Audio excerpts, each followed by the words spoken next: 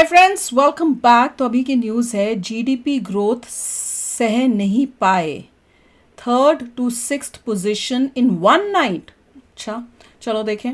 Video शुरू करते हैं। वीडियो शुरू करने से पहले अगर आप चैनल पर नए हो और आपने अभी तक सब्सक्राइब नहीं किया तो जल्दी से पहले सब्सक्राइब के बटन और बेल आइकन को क्लिक कर लो ताकि आपको हमारे सारे न्यू वीडियोस के नोटिफिकेशन मिल जाएं जैसे हम अपलोड करें। अगर आपको वीडियो पसंद आता है प्लीज लाइक एंड शेयर। चलिए शुरू करते हैं। जापान को हमने हरा दिया था, जर्मनी को बस हराने ही वाले थे और भारत दुनिया की तीसरी सबसे बड़ी आर्थिक महाशक्ति बन जाता। मुश्किल से कुछ और महीने हमें बिताने थे और भारत एशिया की दूसरी सबसे बड़ी आर्थिक सुपर पावर बस बन ही गया था। लेकिन आज जो हुआ वो बहुत करारा झटका है हमारे लिए। आप अपने स्क्रीन पर देखिए, भारत तीसरे नंबर की अर्थव्यवस्था बनते बनते छठे नंबर पर लुढ़क गया है। जी हाँ, जिस ब्रिटेन और जापान को हमने हरा दिया था वो फिर से हमसे आगे निकल चुके हैं और भारत इस समय दुनिया की छठी सबसे बड़ी अर्थव्यवस्था बन गया है। और दुखद बात यह है कि ब्रिटेन की जो जीडीपी ग्रोथ है ना, यानी कि अर्थव्यवस्था बढ़ने की रफ्तार 0.5% है।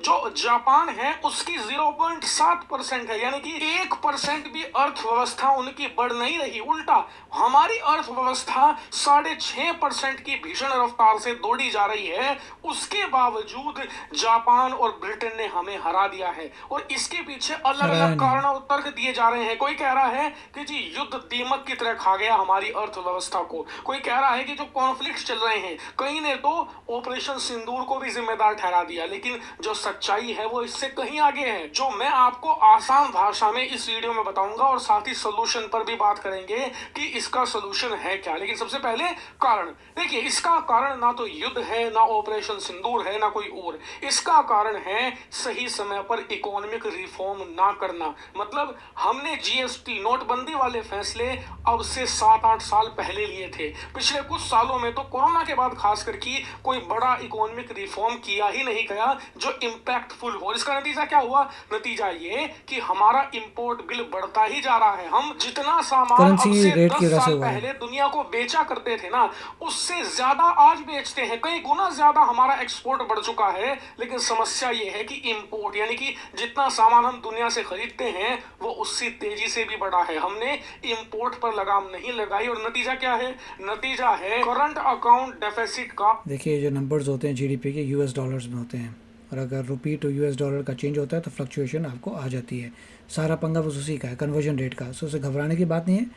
रुपी ठीक होगा तो एवरीथिंग विल बी ओके। आप आगे 6% पे बढ़ते जाइए।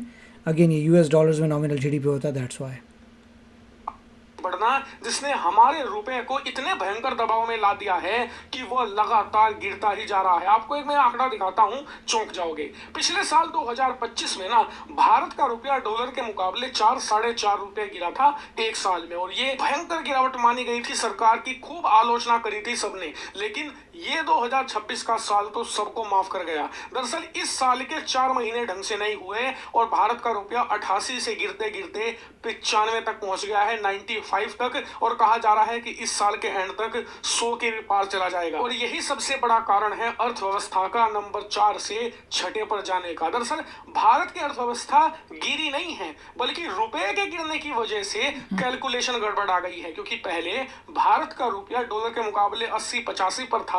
जब भारत की अर्थव्यवस्था की कैलकुलेशन करी गई और बताया गया कि भारत की जीडीपी 4.2 ट्रिलियन डॉलर पर है, लेकिन हमारा रुपया इतना तेजी से गिरा है पिछले कुछ महीनों में कि अब जब दोबारा कैलकुलेशन करी जा रही है तो जीडीपी डॉलर के कन्वर्जन में गिर रही है। मतलब जब भारतीय रुपए से डॉलर में कन्वर्ट किया जा रहा है जीडीपी की वैल्यू को, तो वो 4.2 से घटकर 4.1 ट्रिलियन आ रही है। इसलिए हमारी अर्थव्यवस्था नहीं गिरी, बल्कि वो तो शानदार रफ्तार से बढ़ रही है। समस्या ये है कि हमारा रुपया इतनी तेजी से गिर रहा है कि वो जीडीपी की बढ़ने की रफ्तार को काट दे रहा है। और इसलिए ज्यादा दुखदाई है क्योंकि हमारे जो प्रतिद्वंदी है जापान, जर्मनी और यहाँ पर ब्रिटेन, इन तीनों की जीडीपी रफ्तार 1% भी नहीं है। जी हाँ, तीनों में से एक भी देश 1% तक उनकी करेंसी स्ट्रांग रही है। हम 6.5 ग्रो नहीं कर रहे मगर जा रहे हैं, करेंसी नहीं गई इतनी डाउन। हम इन्हें हरा नहीं पा रहे। और इसलिए आईएमएफ ने कहा है कि अगर ऐसे ही चलता रहा तो जो भारत 2 साल के अंदर दुनिया की तीसरी सबसे बड़ी अर्थव्यवस्था बनने वाला था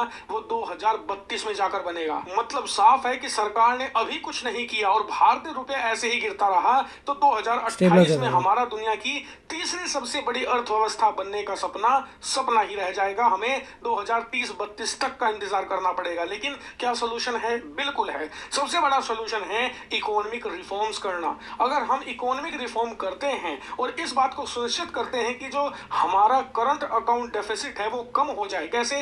इंपोर्ट घटाकर, तो ऐसी स्थिति में रुपए की गिरावट को कंट्रोल में लाया जा सकता है। लेकिन ये अकेले काम नहीं करेगा। इसके साथ ही हमें जीडीपी की रफ्तार जो 6.5% है इसे बढ़ाकर 7.5 और 8 तक ले जानी होगी, जो पूरी तरीके से संभव है। लेकिन ये काम भी इकोनॉमिक रिफॉर्म से ही होंगे। एक ऐसा ऐतिहासिक निर्णय लेना पड़ेगा जो सब कुछ पलट कर रख दे, तभी ये संभव है। और मुझे पता है आप में से कुछ लोग कहेंगे कि यार हम तो कर लेंगे, इतने बड़े बड़े इकोनॉमिस्ट दिल्ली में बैठे हैं, सरकार को सजेशन देंगे। लेकिन आपको बता दूं, यही काम जापान ने भी किया था 1990s में। उन्होंने अपने देश के बाबुओं के हवाले कर दी थी अपनी अर्थव्यवस्था। हुआ क्या? आज तक जापान रिकवर नहीं कर पा रहा। स्थिति ये है कि कहा जाता है कि 1990 से लेकर 2000 के बीच में इनकी इकोनॉमी खो गई, कहीं लॉस्ट डेकेड कहा जाता है, जिससे जापान जैसे कंट्री डेवलप्ड होती है, scope to grow further reduce हो जाता है। तो इशू वो नहीं है। जब वो डेवलप्ड कंट्री बन जाएगी इंडिया, तो इंडिया के लिए भी प्रॉब्लम आएगी टू ग्रो फर्दर। आज तक उभर नहीं पाया। चीन ने उन्हें हरा दिया था कुछ ही सालों के अंदर। हमारे साथ ये ना होने पाए। 2020 से चाइना डेवलपिंग कंट्री है, जापान डेवलप्ड कंट्री है। तो जो डेवलप्ड कंट्रीज हैं वो ज़्यादा ग्रो नहीं करती। लेकर 30 का साल बहुत इंपॉर्टेंट है। ये 10 साल इसे हमारे लिए लॉस्ट डेकेड ना बनने दे। और इसका एक ही तरीका है कि बाबुओं के हाथ में इकोनॉमी ना दे। जो असली अर्थशास्त्री हैं उन्हें यहाँ पर लाया जाए, जो एक्सपर्ट हैं, और वो सरकार को सजेशन दें कि आप कैसे इकोनॉमिक रिफॉर्म लाकर बड़े चेंजेस कर सकते हैं। वरना आप सोच भी नहीं सकते कि जो ये इकोनॉमिक्स की दुनिया है कितनी जल्दी पलट जाती है। आज आप सोच रहे हो दुनिया की 5वीं तीसरी अर्थव्यवस्था बनने के बारे में, आप जानकर हैरान होंगे कि अब से 20-25 साल पहले तक हम खुद टॉप 20 में भी नहीं आते थे। दक्षिण अफ्रीका जैसे देश दुनिया के टॉप 6-7 कंट्रीज में शामिल थे। आप जरा सोच कर देखिए, उन देशों का आज कुछ पता नहीं है। क्यों? इकोनॉमिक रिफॉर्म नहीं उन्होंने किए, इकोनॉमी को सीरियसली नहीं लिया, और नतीजा वो आज तक भुगत रहे हैं। हमारे साथ ये कतई नहीं होना चाहिए। और ये रोकने का एक ही तरीका है कि 2026 के एंड से पहले इस साल के खत्म होने से पहले हमें एक नहीं 2-3 बड़े ऐतिहासिक रिफॉर्म लाने पड़ेंगे जो हमारे लिए गेम चेंज करे और हमारी अर्थव्यवस्था को एक ऐसा बूस्ट दे कि कहाँ ये 6.5 की रफ्तार से बढ़ रही है, ये बढ़ते बढ़ते 8-10 डबल डिजिट में पहुंच जाए। वरना हमारा इस पूरे कंपटीशन में टिक पाना संभव नहीं होगा। आपको पता नहीं है कि जापान जर्मनी के पास पैसे का एक ऐसा फ्यूल है जिसका वो कभी ना कभी इस्तेमाल जरूर करेंगे, और फिर जिस दिन वो करेंगे वो हमसे इतना आगे निकल जाएंगे कि हम उन्हें कैचअप ही नहीं कर पाएंगे। यही कारण है कि लोहा गर्म है, हथौड़ा मारने का सही वक्त है। और हाँ, इस चक्कर में मत पड़ो कि युद्ध की वजह से डूब गई, हमें मीडिएशन करना चाहिए। ये फालतू की बात है। असल बात हमारे खुद के अंदर है। खुद सही तो दुनिया सही। देखो, मैं एक बहुत आसान शब्दों में, जैसे कई लोग बोलते हैं ना टीचर्स, इंडिया के यूट्यूबर्स, कि बड़े आसान सरल भाषा में बताएंगे उसको, वैसे मैं ये एक्सप्लेन करती हूँ। ये 2 बच्चे हैं, एक बच्चा तो 99 लाता है, एक बच्चा लाता है 40। अब जो बंदा 40 लाता है वो अगर मेहनत करे तो वो कितना जंप ला सकता है? 100 के पास जा सकता है। तो उसका कितना गैप पहले है? 50 हाँ, जाएगा, अरे 60 ना, जाएगा, हाँ, तो वो 70 धीरे धीरे जाएगा। कर सकता है ना। वैसे ही पर जो 99 पे बैठा हुआ है वो मेहनत करके ज़्यादा से ज़्यादा कितना एक पॉइंट ऊपर ला सकता है 100। यही डिफरेंस है बिटवीन डेवलपिंग कंट्रीज और डेवलप्ड कंट्रीज। अब इससे सरल भाषा में कोई और नहीं समझा सकता। और दूसरा कि हम ये कई बारी जब हम लोग बोलते थे कि भैया एक जीडीपी बढ़ रही है, हम नंबर 1 नंबर 2, कितनी बारी हम लोगों ने, खासकर अंकल ने बोला है कि भैया कुछ भी हो सकता है, कल को कोई वॉर हो गई, हम किसी वॉर हो जाए तो कुछ भी हो सकता है। ज़रूरी नहीं है कि इसी तरह से हम करते रहें, तब उस टाइम डिले हो सकता है।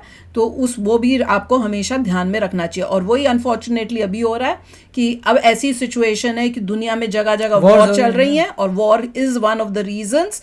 ओनली रीज़न हम नहीं बोल रहे कि ये खाली रीज़न है, ये उनमें से एक रीज़न है जिसकी वजह से, बड़ा रीज़न है जिसकी वजह से आज जो है जो रुपी है वो डाउन गया है और उस वजह से टेम्पररी बात हाँ है, टेम्पररी इंडिया भी 6% के लिए ग्रो कर रहा है, बहुत अच्छी ग्रोथ में है, प्रॉब्लम इसमें कोई भी नहीं है, कोई प्रॉब्लम नहीं है। तो ऐसा कुछ सोचने की जरूरत नहीं है। हाँ, वो अपने जिस तरह से हम अभी चल रहे हैं बहुत अच्छा चल रहे हैं। ये जो थोड़ा ऊपर नीचे हुआ है ये सिर्फ जो एग्जैक्टली। तो चलो यार चलते हैं, मिलेंगे नेक्स्ट वीडियो में बहुत ही जल्द। Till then take care and bye bye. तो अगर आप मेरे इस चैनल पे नए हो तो जल्दी से सब्सक्राइब के बटन को हिट करो और बेल आइकन को क्लिक करो ताकि आपको मेरा जब नया वीडियो मैं लगाऊं आपको उसके बारे में जल्दी से पता चल जाए।